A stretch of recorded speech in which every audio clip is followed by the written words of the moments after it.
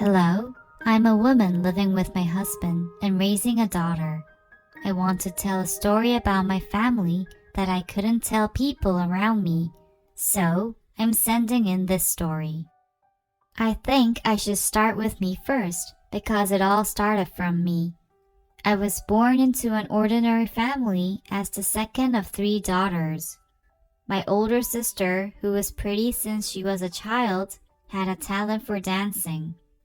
She went to a performing arts high school and was highly recognized for her talents. My younger sister was also very pretty and did well in school.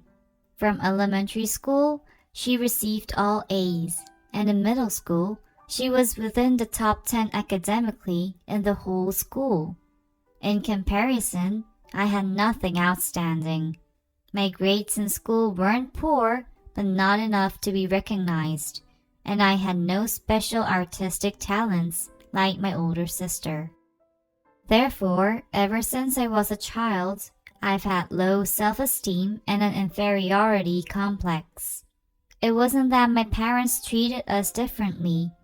They always tried to be fair and never compared us against each other. However, I would hear hurtful things from other people that made me feel self-conscious. It was especially more difficult because I went to the same high school with my younger sister, 2 years behind me. My younger sister was very popular at school. The teachers would often refer to me in their conversation as Linda's sister instead of my name. Linda is my younger sister's name. Moreover, whenever my friends saw me, they would ask more about my sister than me, such as, how does she study? What private academy does she attend to? And so on. I felt like they were more like my younger sister's friends than mine. Thus, I had to live in the shadows of my 2 popular sisters. I didn't have an unhappy life, but I had lost my pride, and my self-esteem was at the lowest point throughout my school life. When I became a senior in high school, I met a guy. During that time, many alumni would come back to our high school to promote their colleges. He was one of them. I sat in the class, casually listening to his college promotion. When it ended, students started to leave the classroom. Then he approached me. He noticed that I listened to the presentation closely and asked if I'm interested in his college. I was bewildered because I did not listen attentively as he assumed, nor did I have any intention to go to his college. I said that I had not decided on my major yet. Then he aggressively started to promote his college and asked me to be sure to come to his college. I told him that I would think about it. He gave me his cell phone number and asked me to contact him at any time. That made me feel special. So far, I had no one who had given me such close attention. Usually, people's attention always headed towards my 2 sisters. Moreover, he was a good-looking college student. After thinking about it for a few days, I phoned him. My heart was beating so fast while the phone was ringing. He answered shortly after. I tried to calm myself and said, "Hello, you came to our school and gave me your phone number." "Oh, that pretty student. How are you?" He happily answered my phone. I called, but I didn't know what to say, so I just said that I wanted to get his advice about my college decision. We ended up having a long conversation, and soon I started to address him comfortably, as if he was my older brother. I learned that he was a culinary major at his college. He started to explain to me in detail about his culinary major. He described his professors and all the processes of various cooking projects in very minute detail. After talking with him, I decided on my major. Since talking on the phone had a limitation, he asked me to meet him so that he could explain more in detail. I hesitated, but agreed. Because he was so nice to me, I felt my heart throbbing and was happy. I agreed to meet him on that Saturday. When I went to the cafe, he was already waiting for me. He had his college jacket, and to me, he looked very cool. He treated me as if he had known me for a long time, like his younger sister. He was kind, and he listened attentively when I talked about my personal stories. I told him about my life, living between two pretty and popular sisters, causing me to lose self-confidence. "Hey, Amy, you're so pretty, so why do you say that?" He would comfort me by saying that. I had already fallen in love with him. He said we should meet often, and if I felt lonely or had any difficulty, to call him any time. After that day, we often exchanged text messages and talked on the phone before I went to sleep, making my heart throb and happy.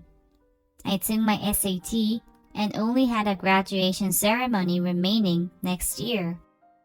When I told him that I finally submitted my last school project that had given me a lot of stress, he called to say he would take me out for dinner. I got excited, taking hours to get ready and trying on different outfits. He took me to a steakhouse.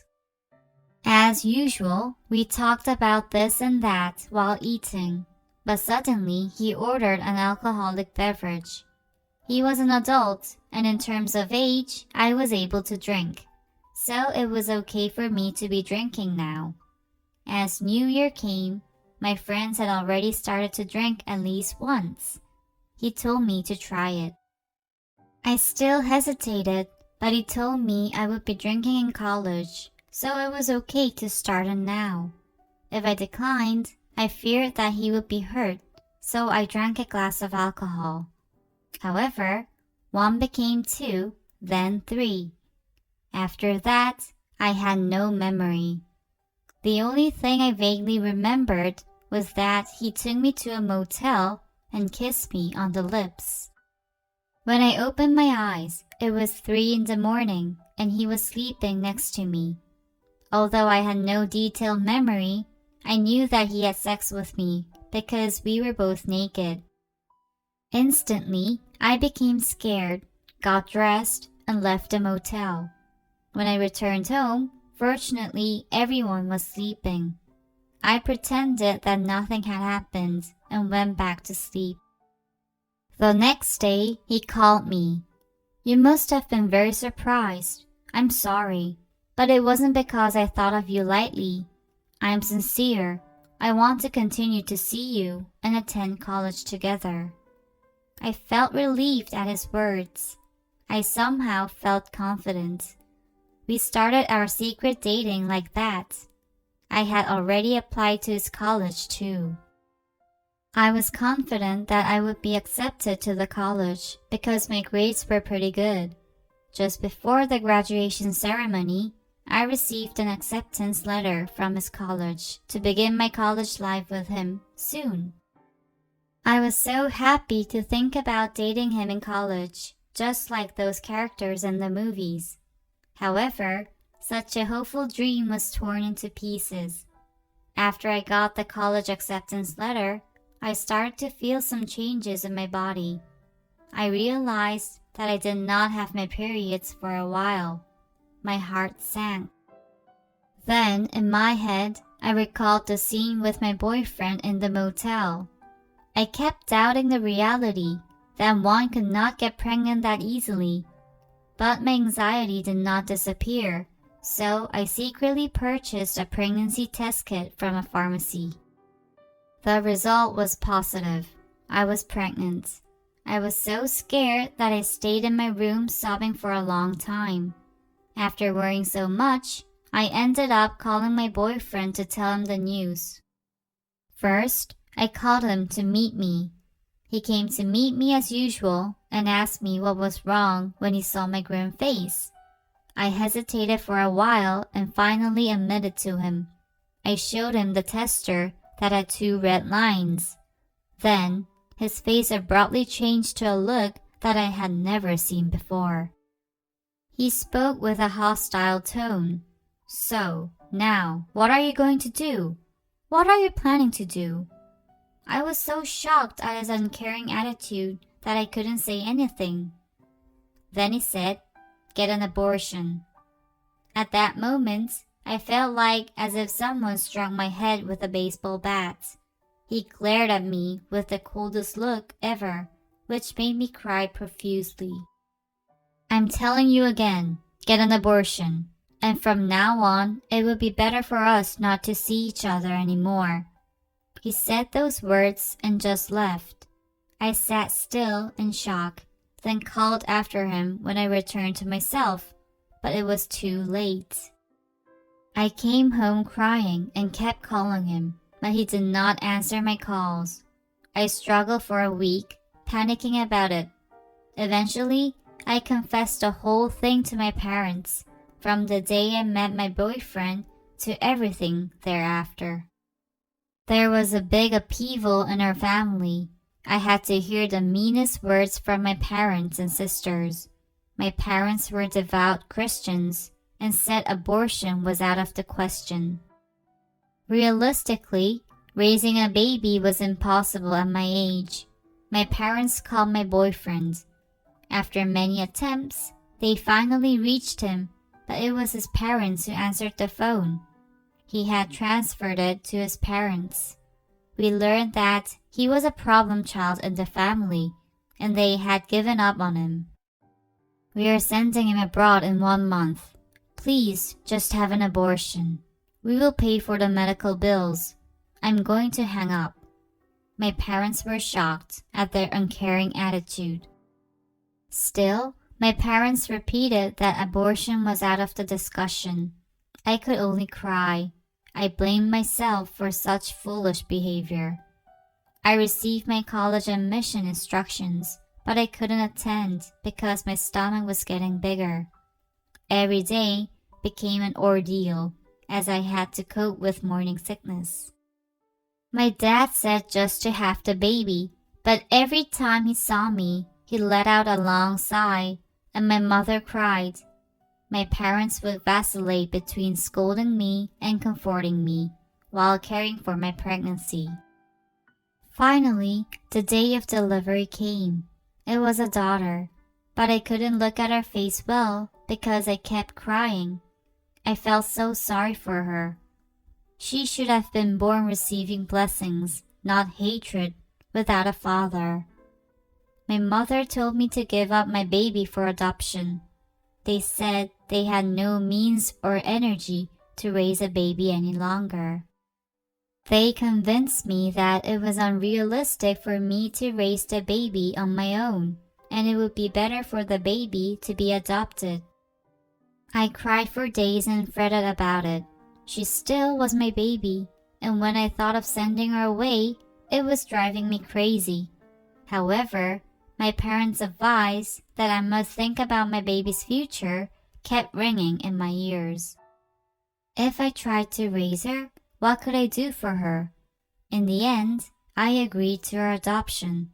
My baby was in my mom's arms to be taken to the adoption agency. On the day of sending my baby away, I couldn't even look at my baby's face because it felt so painful. About 6 months later, I heard she got adopted. When I heard her news again, my heart ached so much. I then realized that she was no longer my baby. My mother hugged me and said, "She will be loved very much by her new family, so you should get ready to start a new life. That's what you need to do for yourself and for your baby." Even my mother's warm, kind words were not very comforting. I became a mother who abandoned her baby. As my mother said, I could not stay down like this. So I picked up myself to try to start again. When my body returned to normal, I was able to look at my situation more realistically. Compared to my older sister, who was accepted at a top college, majoring in dancing, and my younger sister with a guaranteed admission to a prestigious university, I seemed so pathetic. Among the three, I was the most inferior, and now the gap was even bigger. My mom told me that I could study privately for one more year before attending college, but I didn't want to be a burden to them any longer. I decided to give up on my college education. Instead, I decided to find ways to earn money. Then, I became interested in obtaining a baker's certificate. First, I started working for a convenience store in the neighborhood and collected money from my pay and my parents' allowance to begin studying to obtain the baker's certificate. The private culinary academy was too expensive, so I attended bakery classes offered by YWCA. It was hard to study for the exam while working at a convenience store, but I wanted to stand on my own feet for my parents to be proud of me, and so I diligently studied. After studying for 1 year, I was able to pass the exam. I even got a job thanks to my baking class teacher at the YWCA, who introduced me to the bakery where she worked. That bakery was a very famous place in our area. It had higher gross sales than the well-known franchise bakeries.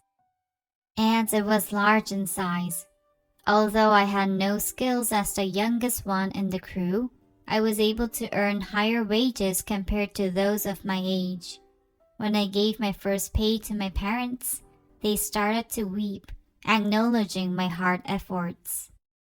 When I saw them crying, I thought of my baby, whom I hadn't seen for 2 years, that I cried inwardly. When I thought about her growing up and working to give her first pay as a gift to her parents, I got emotional. While my friends went to college, I built up my career in baking. I was promoted from being a novice worker to a baker and started to feel proud of myself and became happier.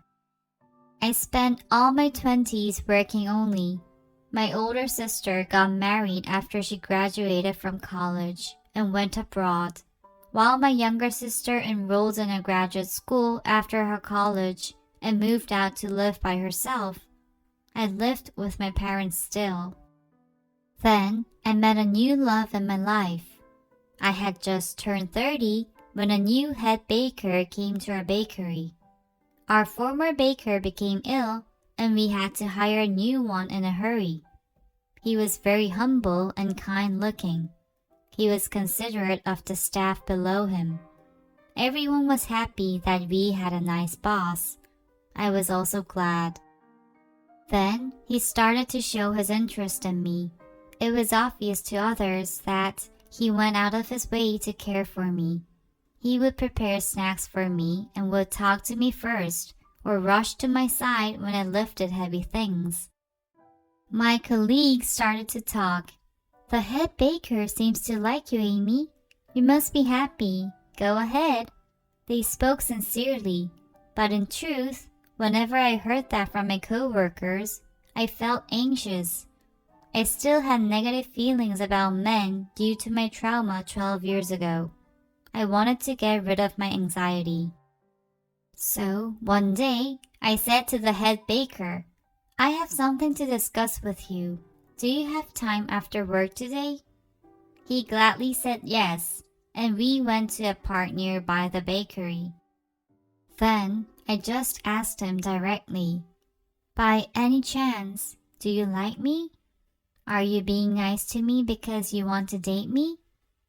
The head baker seemed surprised at first, but shortly he became calm and answered, "Yes, I like you, Amy. From when I first met you, I liked you."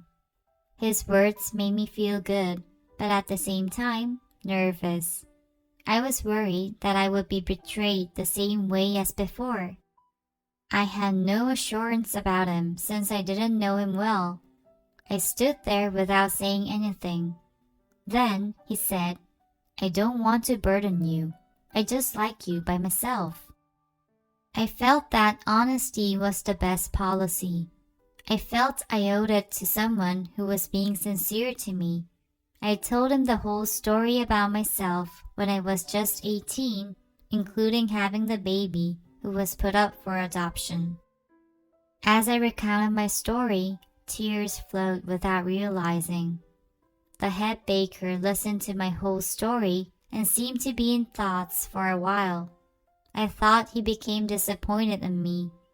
Then he said, "It must have been hard at such a young age, but still, you're great. You let the baby have her life. Having an abortion would have been an easy way out. You're great. You have suffered." When he acknowledged my sufferings, I felt more comforted by that word than any others.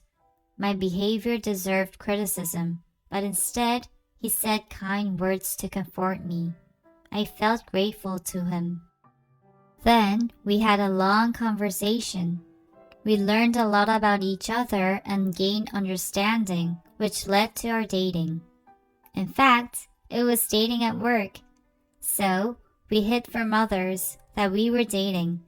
But after a few months, everyone found out the truth and congratulated us.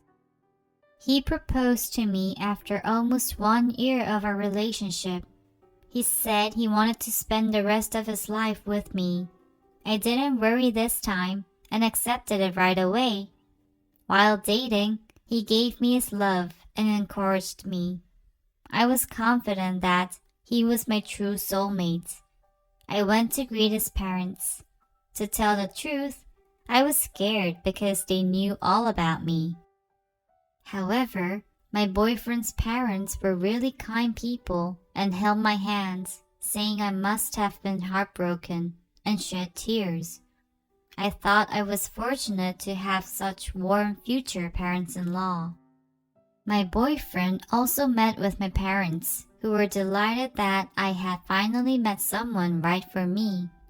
Thus, we were able to proceed our wedding with the blessings from both sides. The wedding cake was made personally by one of the top bakers, and we got married receiving congratulations from a lot of guests who attended our wedding. After 8 months of my marriage, I saw something shocking. It was my husband's cell phone. We were both resting at home during the weekend. My husband wanted us to go out for lunch and went to take a shower. Then his phone rang. Even though we were married, I didn't think it was right to answer his phone. However, a text message was sent when the phone wasn't answered. It wasn't just once, but it continued one after another. I saw the message because the text message popped up on the screen. I was shocked at the content of the message. It had love emoticons with messages, "I love you" and "I miss you." It was evident that they were from someone in a relationship. My hands started to shake. I felt like I was reliving the trauma of 12 years ago. I shed hot tears. As I held onto my husband's cell phone, bewildered, my husband came out of the bathroom. He ran over me, surprised at me crying. "Honey, why are you crying?" I handed his phone to him and said, "Why am I crying? You tell me. It hasn't even been a year since we got married, and you're already seeing another woman? Is it because you know of my past? So, are you outright having a relationship like this?" I yelled at him. Then, he snatched the phone from my hand, looking flustered, and said that I had misunderstood and asked me to listen to him. When he grabbed my arm, I tried to get away and leave the house. However, he was too strong, and he dragged me to the sofa, making me sit down. Then, he waited until I calmed down and cautiously opened his mouth. "Actually, I have been worrying about how to tell you. I should have told you earlier. I'm sorry." The name of the child who sent that message is Sally. She's 12 years old. "Are you communicating with a 12-year-old? My husband nodded and continued. Amy, Sally is your daughter, the baby you had 12 years ago. I practically fainted. Were my husband and my daughter in contact with each other? I didn't understand how my husband met with my daughter. As I was too shocked to even open my mouth, my husband carefully explained. After she got adopted, she became very sick. Although she was alive, both her legs and left arm became paralyzed.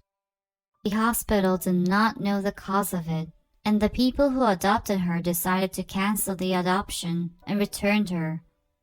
Then, how did you find that out and find her?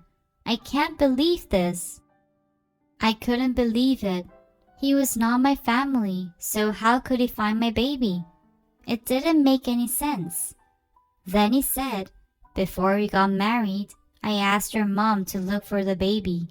I wanted to have you meet with her someday. But if you found out her medical condition and that her adoption got cancelled, I felt that it would break your heart, so I couldn't tell you. I was going to tell you when the time was right. I'm sorry.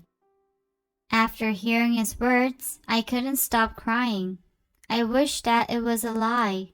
If that were true, that would be so tragic for my baby. She was abandoned by her parents, became ill, and even got rejected by her adoptive parents. That was too harsh for my baby to endure. I should have been punished, not my baby. My husband held my hand and showed her photos one by one. She was smiling brightly in a wheelchair. Sally has no memories of her adoptive parents.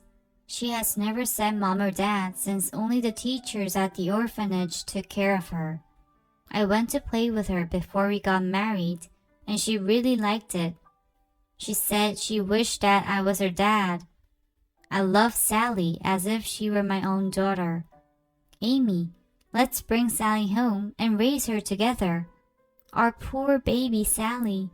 Let's bring her home. I sobbed at my husband's moving words. The next day, we headed for the orphanage. The administrator saw my husband and brought out Sally. She smiled brightly at my husband in her wheelchair. It was the same with my husband. As if looking at his own daughter, his eyes twinkled.